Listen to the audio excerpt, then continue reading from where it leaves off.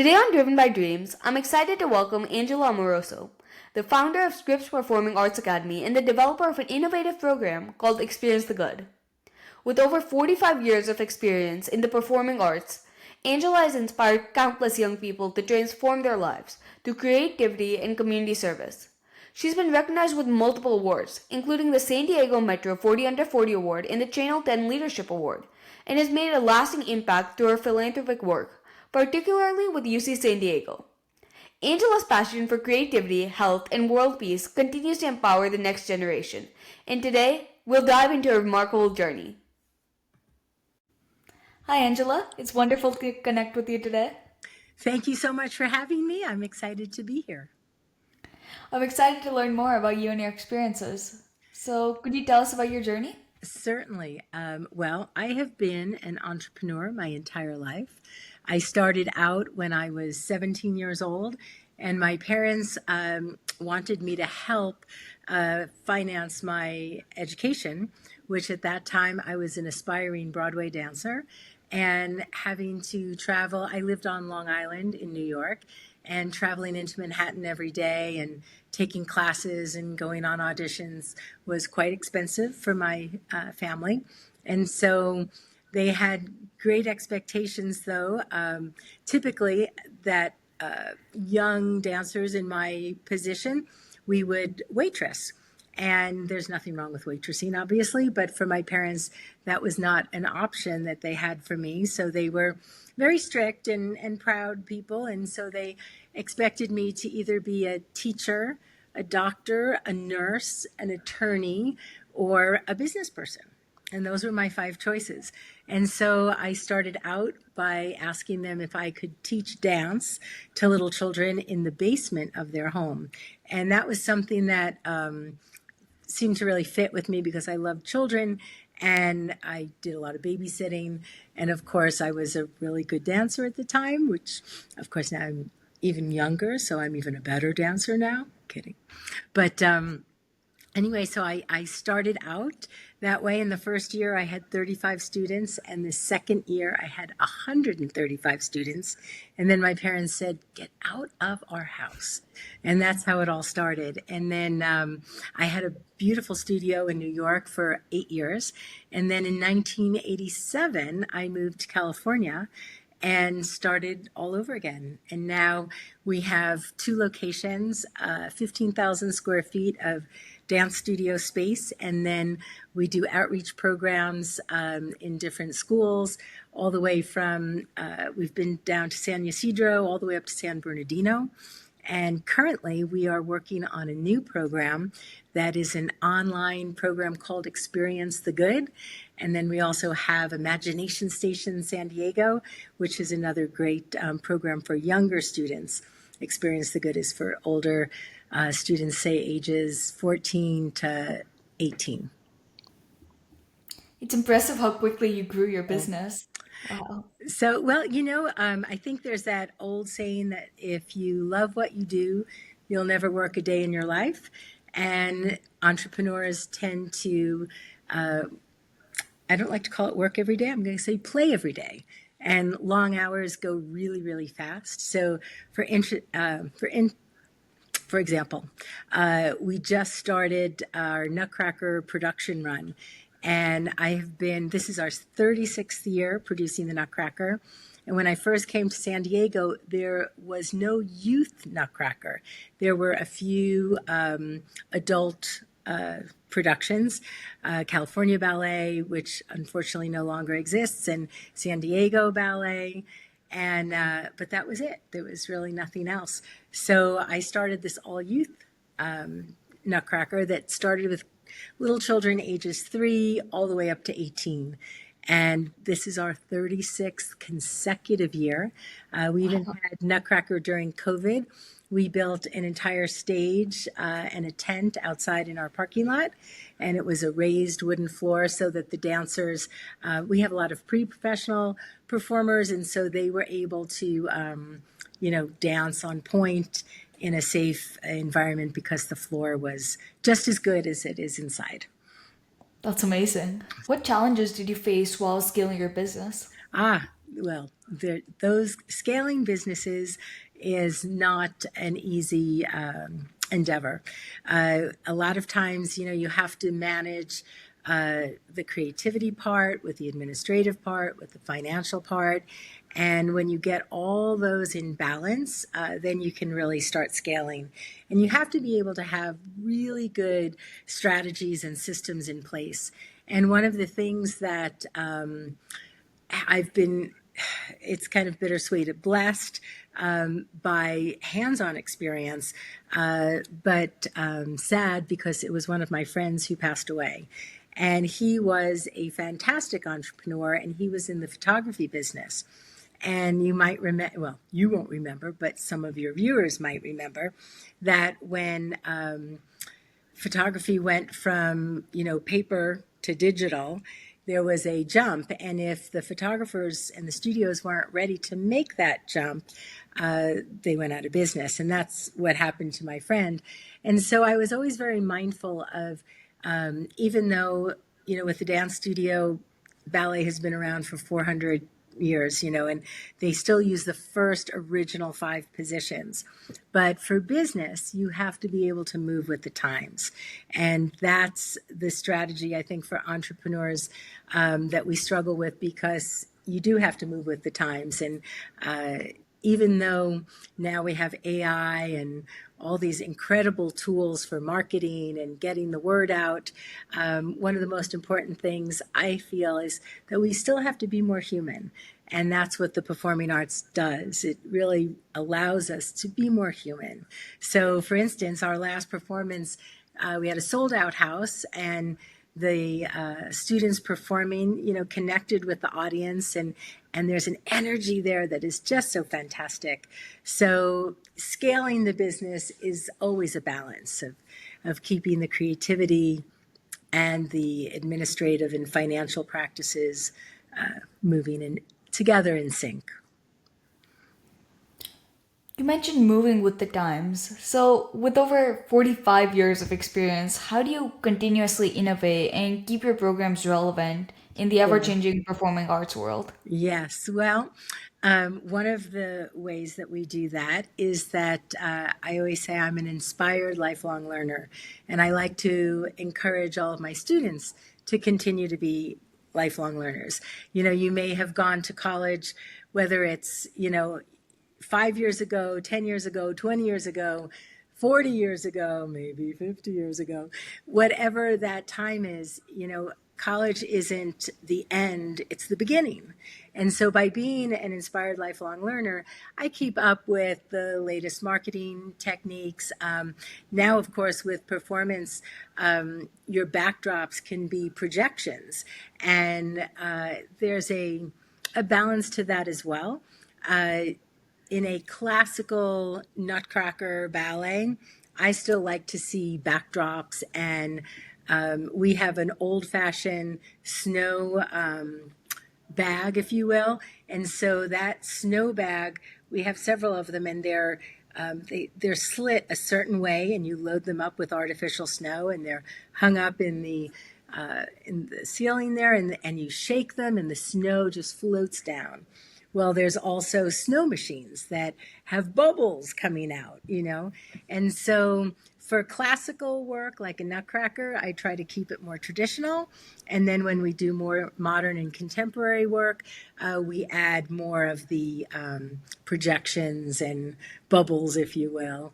So this coming spring, we're starting a new show that I wrote. And that's kind of one of the fun things I like about being an entrepreneur. Nothing is the same.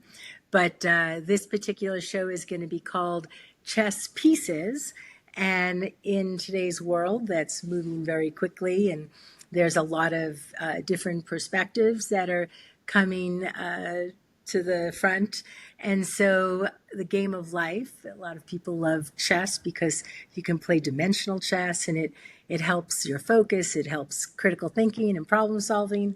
And so Chess Pieces is going to be the name of the show, but pieces is not spelled, it's spelled Peaces, as in peace. So it's going to have a really fun sort of twist on how we create a collaborative world and lots of peace, which we can always use more of that. How do you think up of these shows? Oh goodness. People ask me that all the time. I get inspired, I think, by my students. I look at their little lives and what they're going through, and from the littles all the way to the teenagers, and that kind of information is like a download. And I think reframing our stories in positive lights are very helpful, psychologically speaking. And so I think that's where my inspiration comes from. And I have a lot of staff members, though, that whenever I say I have a new idea, especially my husband, I get a lot of eye rolling because it means a lot more work. Do you have a personal favorite show? We were just talking about that the other day. Our artistic director, Mia Mnosu, started dancing with me when she was 8 years old. And then when she was in college, she started coming to work for us. And now she's the artistic director, and she does an amazing job, just an amazing job. And she and I have written a lot of shows together. And we were kind of reminiscing about how we used to go and listen to music at the record stores, and we'd sit there in the sound room and listen to, all these different tracks before we bought the music, and then we would put these shows together. And now it's so easy. Everything is online. So we don't have those outings anymore. But we created a show together called Over the Rainbow. And it was our rendition of The Wizard of Oz. And it was really, really cool. I wrote a spoken word called Problems that was reflective of the tornado. And so all the dancers wore black and white, and the whole stage was black and white. And then the girl that played Dorothy, she had a black and white check, apron. And then underneath was a colored one in blue and white. And so as they, danced to this spoken word Problems, and we had live drumming, it was really fantastic. And then when it turns into color, the tornado takes off that apron, and she's in color, and then there's a splash of color all over the place, and it was really fun. But it just goes on about, the psychological approach to The Wizard of Oz, and, how we all need courage and wisdom. And so fun stuff. It's really interesting how you convey these stories through dance. Yes. And Mia is a fantastic choreographer. We also have a couple of other instructors that are also really, really good choreographers. And I like to think that our staff is so special because we hire a hybrid. And what I mean by that is that there are great teachers out there, just fantastic teachers, but they can't not necessarily perform, or they may not have had a performance career. And then there are fantastic performers out there, and they can't teach. And so we get that hybrid of teachers who can perform or performers who can teach, whatever their strength may be. And that's how we that's how we hire our faculty. And that makes all the difference. And they also have a love for young people. And it's really fun. So their choreographic skills, my writing skills, and we all come together. And I choreograph too, but mostly for the littles. I get really creative with littles. So. You mentioned AI earlier, so how do you see the intersection of performing arts and other industries like AI in the coming years? Oh, goodness. Well, I think what AI can do right now anyway, I'm sure it's going to get better and better and better, but I find it a fantastic polishing tool. Or if you have a little bit of writer's block, I will put all of my thoughts together. I just did this for the first time recently for some summer camp scripts, because they have to be like, 32 lines. That's it. It's really short. And so I'll put all my ideas together and I'll say, write me a script that does this, this, this. And then I give it, the original, not only original thoughts, but original lines, like the original. And then it polishes it up. And then I can go through it again and make sure it's in my voice as originally intended. But it's a great polishing tool. I don't think it should be, excuse me, you shouldn't start with AI, but it can polish. So, what advice would you give to someone looking to turn their passion into a successful entrepreneur venture? Well, if someone is, say, under the age of 30, I would highly, highly, highly recommend that they intern in fields that they like and really immerse themselves so that they can see the bigger picture. A lot of times, if you have a great idea and you just take off, the inexperience will create more problems, and then that might not be as exciting. And for some people, young people might not have developed the resiliency to kind of push through those challenging times. Did you have a mentor who helped guide you along your journey? And how do you pass that mentorship on to young entrepreneurs and artists today? Oh, sure. Well, I would say that my first mentor was my dad. And my mom too. My mom actually worked at home. They were born in the early 1920s. So my mother was like one of the first working moms, but she worked at home and would work for Supreme Court, and she would type thousands and thousands of pages and then bring it back to the courthouse. And I think her ability to kind of carve out a place for herself to not only be financially resourceful, but it was great for her own, well-being, and she felt important that she was doing important work. But then it also gave her time to be with the family, and she was able to carve out her own hours. My dad was a self-made businessman, and he was my first mentor. And sadly, by the time I was 26 or so, they both had taken ill, and so I kind of lost that mentoring support. But I have found lots of support along the way. I've been able to find lots of support along the way. Some fantastic people have shown up in my life, and I say that to all my students as well.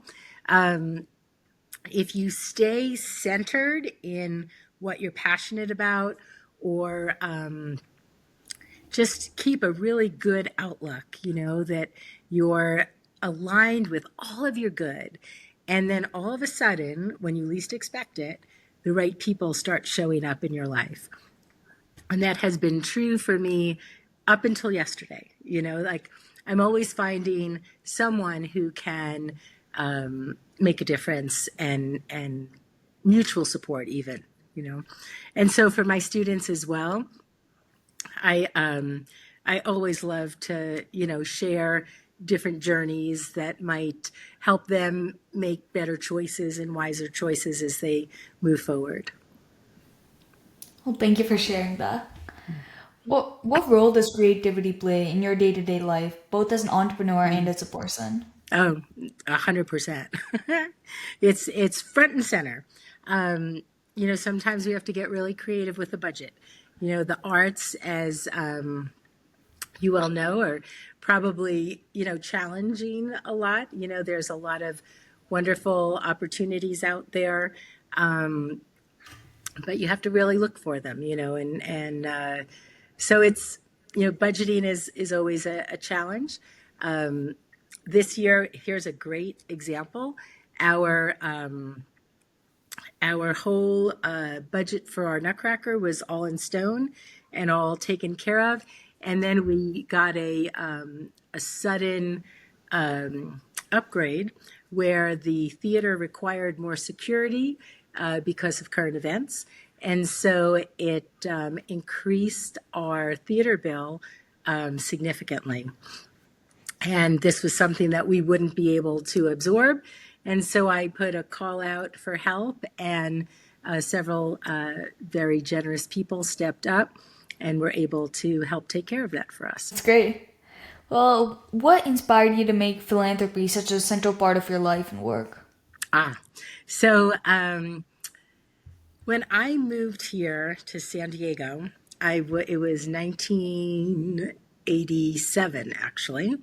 And the very first family that invited me to do their child's birthday in their backyard, that mommy was a huge philanthropist here in town. And talk about mentorship, she took me under her wing and showed me how to really do some wonderful, wonderful work.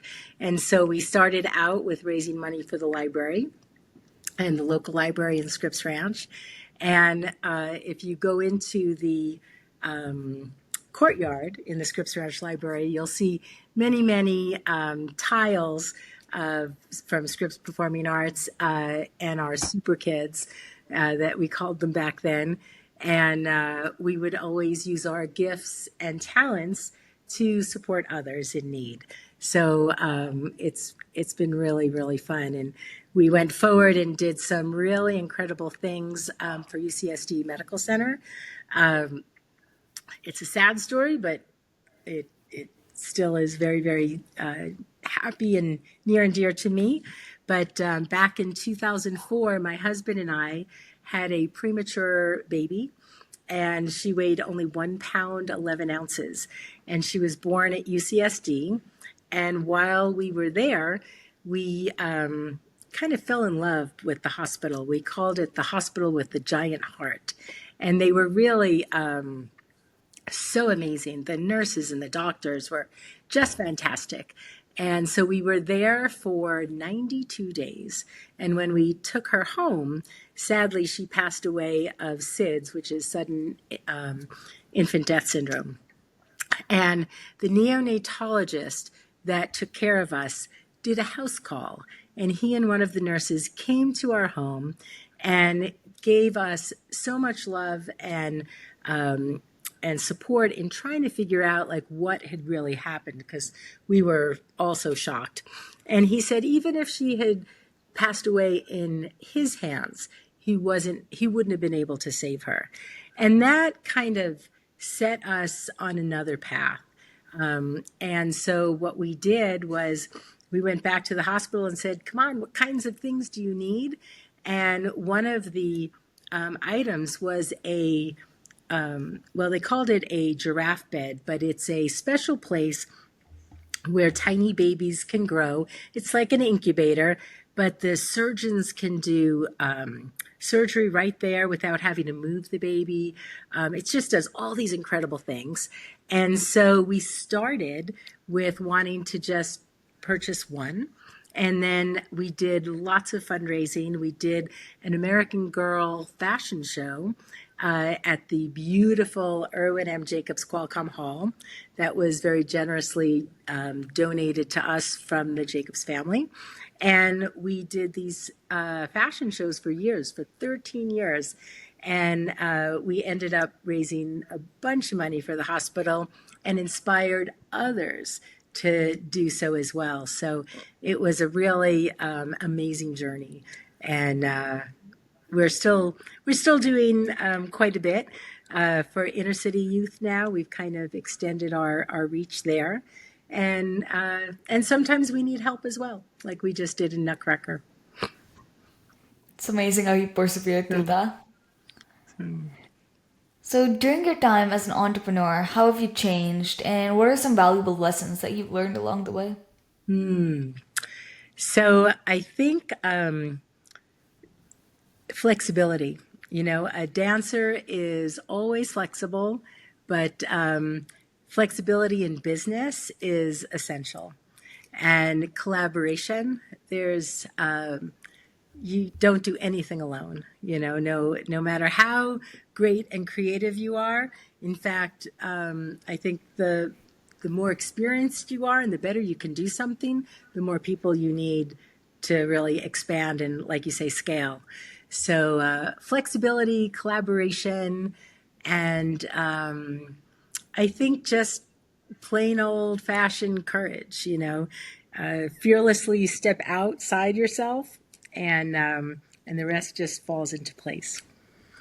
And how I've changed personally, I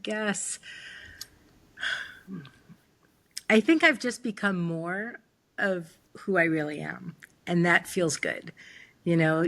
I started out, I'm going to say small, right? And then really blossomed into being able to see the world in all its goodness, no matter what is going on. That's great. If you could go back and give your younger self one piece of advice about entrepreneurship, what would it be? Intern.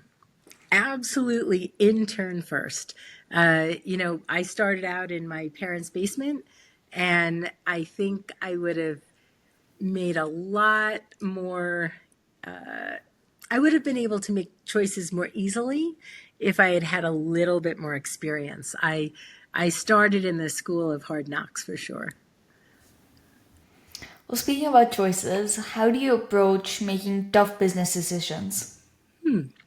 So we've actually been going through some decisions right now about scaling and how to balance our square footage and our needs with the classes and our marketing and where we do business. And so we're currently in the process of looking at yet a third location. And in doing that, I am seeking out lots of good advice, and from commercial real estate agents that can help kind of move through the real estate challenges that are in San Diego right now, and just really filling my world with people who are more have specialties, like my accountant. I'm going to definitely go over my budgets with my accountant. I'm going to look to the commercial real estate agents. I'm going to look at different contractors. Even though I've built so many studios and dance floors and all of that, talking with different contractors to make those good decisions. So finding a team that really works. Well, it's been wonderful talking with you and hearing your story. So thank you so much for sharing, Angela. Thank you so much for having me. And I wish you all the best with your podcast. You're going to be fantastic. Thank you. Thank you.